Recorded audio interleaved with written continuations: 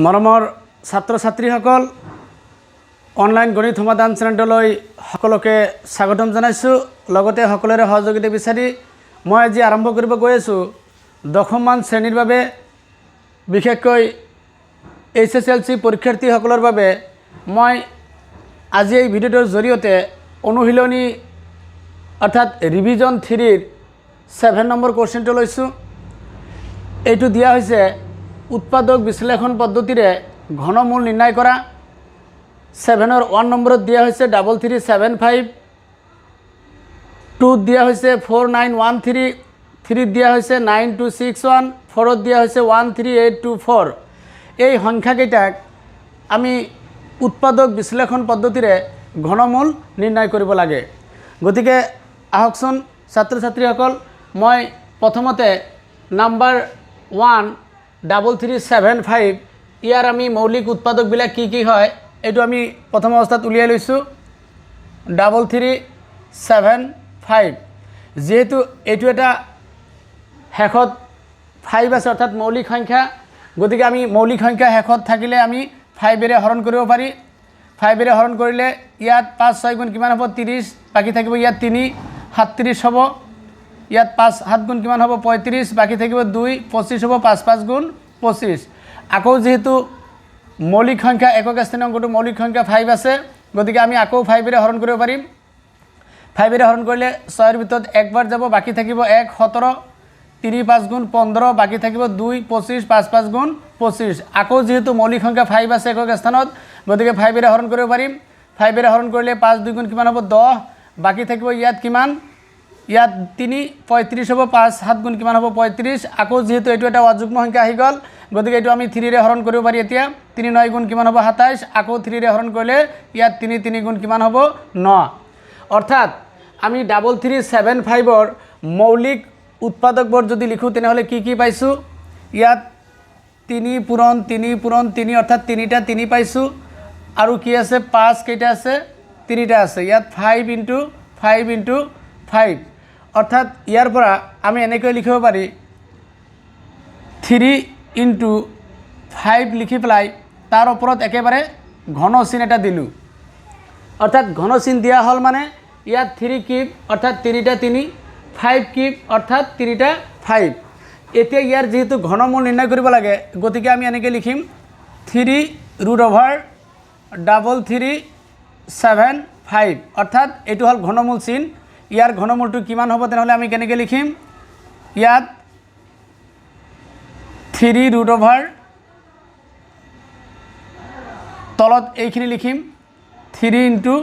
5, তাৰ ওপৰত কি আছে কিউব। গতিকে আমি ইয়াত যেহেতু 3√, এইটো যদি আমি গুচাই দিওঁ তেনেহ'লে ইয়াত কি হ'ব 3 × 5, তাৰ ওপৰত আকৌ ইয়াত 3 আছে। যেতিয়া 3√, উঠাই দিম তেতিয়া কি হ'ব আকৌ 1/3। অৰ্থাৎ এতিয়া 3 3 আমি ঘাতে ঘাতে গুণ কৰি দিলে 3 3 কি হ'ব কেঞ্চেল হ'ব। 3 3 কেঞ্চেল হ'লে ইয়াত কি থাকিব 3 × 5 অৰ্থাৎ 3 5 গুণ কিমান হ'ব 15। তাৰমানে 3375 সংখ্যাটোৰ ঘনমূল কিমান পাইছোঁ 15 পাইছোঁ। এইবাৰ আমি আহিছোঁ 2 নম্বৰ কুৱেশ্যনটোলৈ। এইটো দিয়া হৈছে 4913। আমি ইয়াৰ নিচিনাকৈ প্ৰথম অৱস্থাত মৌলিক উৎপাদকত প্ৰকাশ কৰি ল'ম 4913। এইটো এটা অযুগ্ম সংখ্যা আৰু এই অযুগ্ম সংখ্যাটোক আমি 17ৰে হৰণ কৰিব পাৰিম। 17ৰে হৰণ কৰিলে এইটো হ'ব 289। আকৌ ইয়াক 17ৰে হৰণ কৰিব পাৰিম। 17ৰে হৰণ কৰিলে এইটো কিমান বাৰ যাব 17 বাৰে যাব। অৰ্থাৎ 4913ৰ মৌলিক উৎপাদকবিলাক হ'ল 17 × 17 × 17 ইকুৱেল কি লিখা যায় 17 কিউব। এতিয়া যেহেতু ইয়াৰ ঘনমূল নিৰ্ণয় কৰিব লাগে, গতিকে আমি ঘনমূল চিনটো এনেকৈ দিছোঁ 3√4913। এতিয়া 4913ৰ মৌলিক উৎপাদকত কিমান পাইছোঁ আমি 17 কিউব। ইয়াত লিখিলোঁ 3√, অৰ্থাৎ ঘনমূল চিনটো লিখিলোঁ। এতিয়া যেতিয়া আমি 17 কিউব আছে এই 3√টো গুচাই দিম তেতিয়া কি লিখা যায় 1/3। এতিয়া ঘাতে ঘাতে যেতিয়া গুণ কৰি দিম তেতিয়া 3 3 কেঞ্চেল হৈ ইয়াত কি থাকিব 17ৰ ওপৰত 1 অৰ্থাৎ 17। অৰ্থাৎ দেখা গ'ল 4913ৰ ঘনমূলটো কিমান পাইছোঁ আমি 17। এইবাৰ মই 7ৰ 3 নম্বৰ কোৱেশ্চনটো লৈছোঁ এইটো দিয়া হৈছে 9261 9261 এইটো যেহেতু এটা অযুগ্ম সংখ্যা গতিকে আমি প্ৰথম অৱস্থাত এইটো আমি ইয়াৰ মৌলিক উৎপাদকীকৰণ কেনেকৈ কৰিম যেহেতু অযুগ্ম সংখ্যা গতিকে আমি 3 ৰে হৰণ কৰিব পাৰি 3 ৰে হৰণ কৰিলে 90 ৰ ভিতৰত প্ৰথমতে দিও 3 3 সং কিমান হ'ব 90 ইয়াত থাকিব 2 26 হ'ব 3 9 গুণ যেহেতু 27 গতিকে 3 8 গুণ ইয়াত কিমান হ'ব 24 বাকি থাকিব 2 21 3 7 গুণ কিমান হ'ব 21 আকৌ 3 ৰে হৰণ কৰিব পাৰি যেহেতু অযুগ্ম সংখ্যা 3 10 গুণ কিমান হ'ব 30 3 2 গুণ কিমান হ'ব 6 আৰু বাকি থাকিলে ইয়াত 2 27 3 9 গুণ 27 আকৌ 3 ৰে হৰণ কৰিব পাৰি 3 3 গুণ কিমান হ'ব 9 বাকি থাকিব 1 12 হ'ব 3 4 গুণ 12 আকৌ 3 3 গুণ 9 যেহেতু 3 4 3 আহি গ'ল এইটো এটা অযুগ্ম সংখ্যা গতিকে আমি ইয়াক 7 ৰে হৰণ কৰিব পাৰিম 7 ৰে হৰণ কৰিলে ইয়াত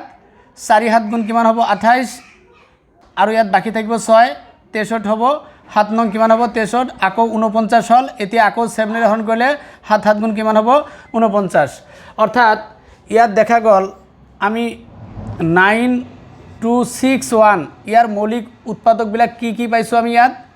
3টা 3 পালোঁ এনেকৈ 3 × 3 × 3 আকৌ 7 পাইছোঁ কিমানটা 3টা 7 × 7 × 7 অৰ্থাৎ এইটো যদি আমি এনেকৈ লিখিব পাৰোঁ 3 × 7 লিখি পেলাই তাৰ ওপৰত ঘন চিন দিলোঁ যেহেতু ইয়াৰ ঘনমূল নিৰ্ণয় কৰিব লাগে গতিকে আমি এনেকৈ ঘনমূল চিনটো দিলোঁ 3√99261 এতিয়া আমি 926 মৌলিক উৎপাদকবিলাক কেনেকৈ পাইছোঁ 3 × 7 হোল টু দি পাৱাৰ 3 অৰ্থাৎ আমি এনেকৈ লিখি দিব পাৰোঁ 3√3 × 7 কিউব এতিয়া আমাৰ ইয়াত 3 × 7 তাৰ ওপৰত কি আছে ইয়াত 3 আছে গতিকে আমি 3 লিখিলোঁ এতিয়া 3√, এইটো গুচাই দিয়াৰ কাৰণে আমি কি লিখিম ইয়াৰ ওপৰত আৰু এটা 1/3 লিখিম এতিয়া যদি আমি এই ঘাত যদি গুণ কৰি দিওঁ তেনেহ'লে 3 × 1/3 অৰ্থাৎ কেনসেল কৰিলে এইটো 3 3 কেনসেল যাব আৰু বাকি থাকিব কিমান 3 × 7 ইয়াৰ ওপৰত পাৱাৰ 1 থাকিব 1 নিদিলোঁ গতিকে ডাইৰেক্ট এতিয়া গুণ কৰি দিলে 3 7 গুণ কিমান হ'ব 21 অৰ্থাৎ 21টোৱে হ'ল আমাৰ 926 সংখ্যাটোৰ ঘনমূল এইবাৰ মই আহিছোঁ 7ৰ 4 নম্বৰ কোৱেশ্চনটোলৈ ইয়াত দিয়া হৈছে 13824 প্ৰথম অৱস্থাত আমি 13824 ইয়াৰ মৌলিক উৎপাদকত প্ৰকাশ কৰি ল'ম ইয়াক যেহেতু এইটো এটা যুগ্ম সংখ্যা গতিকে আমি ইয়াক 2 ৰে হৰণ কৰিব পাৰি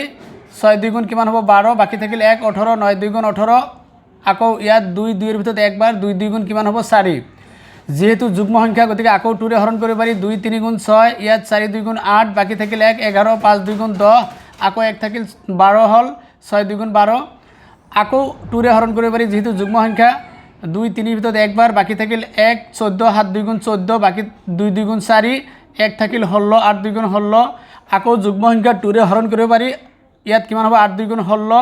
বাকি থাকিল 1 12 6 2 গুণ 12 আকৌ 4 2 গুণ 8 আকৌ যেহেতু যুগ্ম সংখ্যা 2 ৰে হৰণ কৰিব পাৰি 4 2 গুণ 8 ইয়াত 3 2 গুণ 6 2 2 গুণ 4 আকৌ 2 ৰে এইটো হৰণ কৰিব পাৰি যেহেতু যুগ্ম সংখ্যা 2 2 গুণ 4 একবাৰ বাকি থাকিল 1 12 হল 6 2 গুণ 12 আকৌ যেহেতু যুগ্ম সংখ্যা 2 ৰে হৰণ কৰিব পাৰি ইয়াত 10 2 গুণ কিমান হ'ব 20 1 থাকিল 16 8 2 গুণ 16 আকৌ 2 ৰে হৰণ কৰিব পাৰি 5 2 গুণ 10 4 2 গুণ 8 আকৌ 2 ৰে হৰণ কৰিব পাৰি 2 2 গুণ 4 1 থাকিল 14 7 2 গুণ 14 যেহেতু এইবাৰ 27 আহিল অৰ্থাৎ অযুগ্ম সংখ্যা গতিকে আমি ইয়াক 3 ৰে হৰণ কৰিব পাৰি 3 9 গুণ 27 আকৌ 3 ৰে হৰণ কৰিলে 3 3 গুণ কিমান হ'ব 9 অৰ্থাৎ আমি যদি ইয়াৰ মৌলিক উৎপাদকবিলাক চাওঁ তেনেহ'লে ইয়াত যদি ত্ৰিগোট যেহেতু ঘনমূলৰ কথা কোৱা হৈছে গতিকে আমি ত্ৰিগোট এনেকৈ যদি গঠন কৰি দিওঁ 2 এনেকৈ ত্ৰিগোট কেইটা কৰিলে 3টা আকৌ আমাৰ ইয়াত 3 কেইটা কৰিলে এটা গতিকে আমি ইয়াত এইটো এইফালে লৈ আহিছোঁ 13824 ইয়াৰ মৌলিক উৎপাদকবিলাক তেনেহ'লে আমি যদি এনেকৈ যদি লিখোঁ ইয়াত যেহেতু 2ৰ গোট 3টা আছে অৰ্থাৎ এনেকৈ আমি লিখিলোঁ 2 × 2 × 2 আৰু এটা 3 লিখিলোঁ 3 লিখাৰ পিছত একেবাৰে আমি ইয়াত ডাইৰেক্ট কৰি দিলোঁ ইয়াত 3 দি দিলোঁ অৰ্থাৎ 3 কিউব থকা মানে 3টা আকৌ 2ৰ ওপৰত কিউব থকা মানে এটা গোট আকৌ 2ৰ ওপৰত কিউব থকা মানে আৰু এটা গোট আকৌ 2ৰ ওপৰত 3 থকা মানে আৰু এটা গোট এতিয়া যেহেতু ইয়াৰ ঘনমূল নিৰ্ণয় কৰিব লাগে গতিকে আমি ইয়াৰ ঘনমূল চিনটো দি লওঁ এনেকৈ 3√13824 এতিয়া 13824 আমি মৌলিক উৎপাদকীকৰণ কেনেকৈ পাইছোঁ এনেকৈ পাইছোঁ গতিকে 3√2 ৰাখি দিলোঁ ৰাখি দিয়াৰ পিছত এইখিনি লিখি দিলোঁ 2 × 2 × 2 × 3 তাৰ ওপৰত কি চিন দিয়া আছে ইয়াত ঘন চিন দিয়া আছে এইবাৰ আমি কি কৰিম এই ঘন যেহেতু 3√2 আছে এইটো আমি উঠাই দিম অৰ্থাৎ এনেকৈ দিব পাৰি 2 × 2 × 2 × 3 তাৰ ওপৰত ঘন চিন এটা দিয়া আছে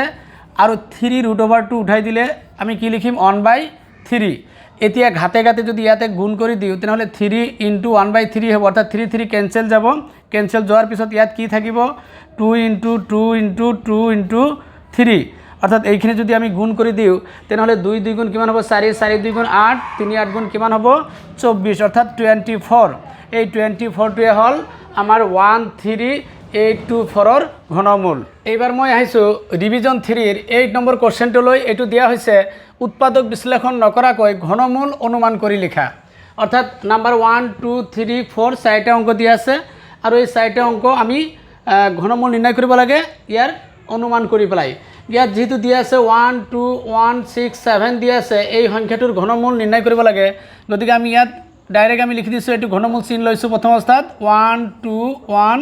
6 7 ইয়াৰ ঘনমূলটো মনত ৰাখিব যেহেতু একক স্থানীয় অংকটো 7 আছে গতিকে আমি ইয়াত এনেকৈ 23 × 23 × 23 আমি লিখিব পাৰোঁ অৰ্থাৎ তিনিটা 23 যদি আমি পূৰণ কৰোঁ তেনেহ'লে 1 2 1 6 7 এই সংখ্যাটো আহিব অৰ্থাৎ এইটো আমি 23 কিউব এতিয়া লিখিব পাৰিম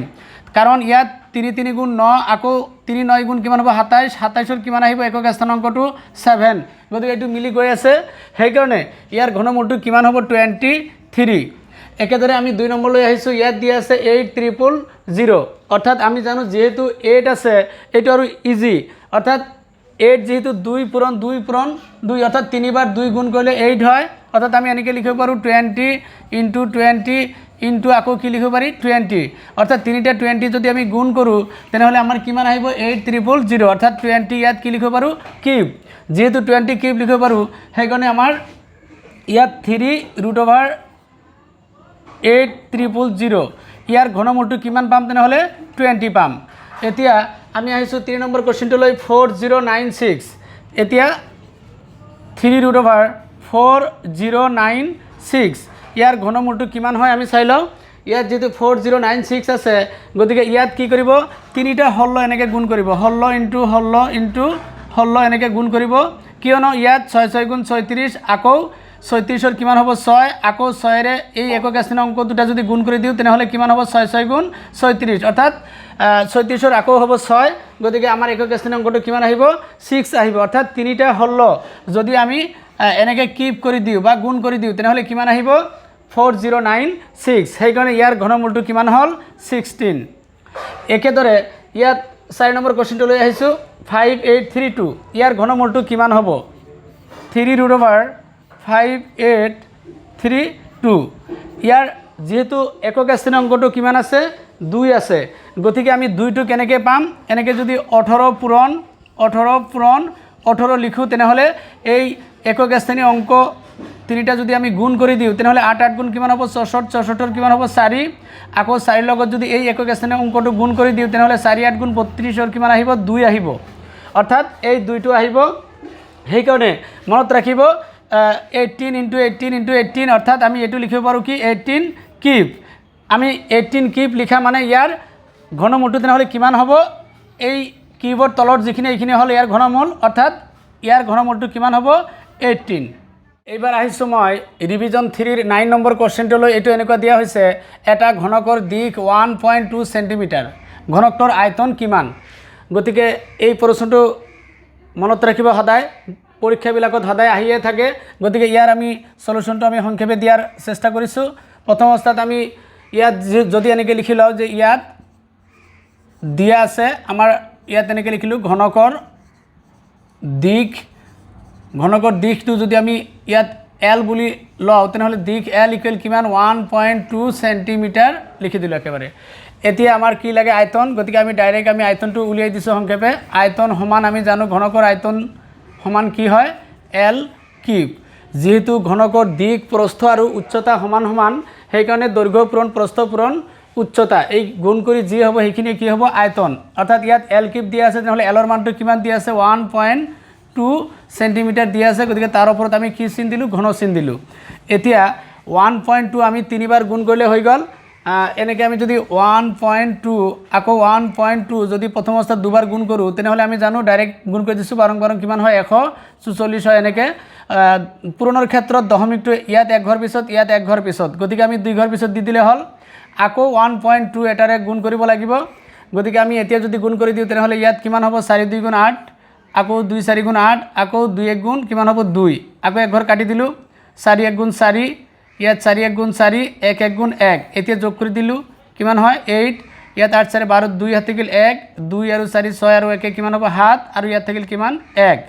এতিয়া যেহেতু পূৰণৰ ক্ষেত্ৰত দশমিক ইয়াত দুই ঘৰ পিছত আছে ইয়াত এক ঘৰ পিছত গতিকে তিনি ঘৰ পিছত হিসাব কৰি দিলে হ'ল অৰ্থাৎ 1.728 গতিকে আমি ইয়াত লিখিম 1.728 ইমান কি হ'ব সেন্টিমিটাৰ কিউব এককটো যাতে পাহৰি কেতিয়াও নাযায় অৰ্থাৎ ইমান সেন্টিমিটাৰ কিউব হ'ল আমাৰ ঘনকটোৰ আয়তন এইবাৰ মই ৰিভিজন 3ৰ 10 নম্বৰ কোৱেশ্চনটোলৈ আহিছোঁ এইটো এনেকুৱা দিয়া হৈছে এটা ঘনক আকৃতিৰ বাকচৰ আয়তন 6859 ঘন সেন্টিমিটাৰ হ'লে বাকচটো কিমান অখ হ'ব অৰ্থাৎ আমি জানো ঘনক এটাৰ দৈৰ্ঘ্য প্ৰস্থ আৰু উচ্চতা সদায় সমান হয় গতিকে ইয়াত যেহেতু কোৱা হৈছে বাকচ কিমান অখ হ'ব অৰ্থাৎ আমাৰ দৈৰ্ঘ্য ইয়াত নিৰ্ণয় কৰিব দিছে ইয়াৰ আমি উত্তৰটো সংক্ষেপে দিয়াৰ আমি চেষ্টা কৰিছোঁ সলিউশন যেহেতু ইয়াত আমাক দিয়া আছে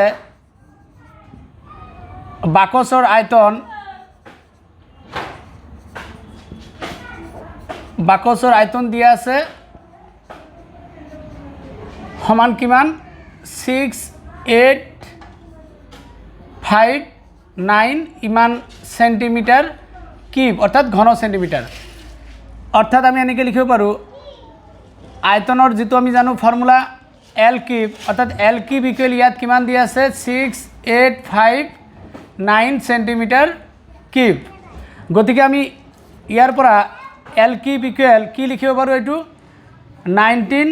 সেন্টিমিটাৰ লিখি পেলাই কিউব কৰিব পাৰি অৰ্থাৎ 19 কিউব মানে 19 তিনিবাৰ গুণ কৰিলে 6859 এই সংখ্যাটো আহি যাব এতিয়া দো ফালৰ পৰা যদি আমি ঘন দুটা উঠাই দিওঁ তেনেহ'লে এল ইকুৱেল কিমান হ'ব 19 সেন্টিমিটাৰ অৰ্থাৎ 19 সেন্টিমিটাৰটোৱে হ'ল এই বাকচৰ দৈৰ্ঘ্য বা অখ যি কি নহওক মৰমৰ ছাত্ৰ ছাত্ৰীসকল মই আজি এই ভিডিঅ'টোৰ জৰিয়তে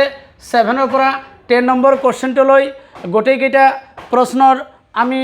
পুংখানুপুংখভাৱে উত্তৰ দিয়াৰ প্ৰয়াস কৰিলোঁ ইয়াৰ মাজত ৰৈ যোৱা ভুল ত্ৰুটিবোৰ আঙুলিয়াই দিলে মই পৰৱৰ্তী নতুন ভিডিঅ'ত সেইবোৰ শুধৰণি কৰাৰ চেষ্টা কৰিম ধন্যবাদ।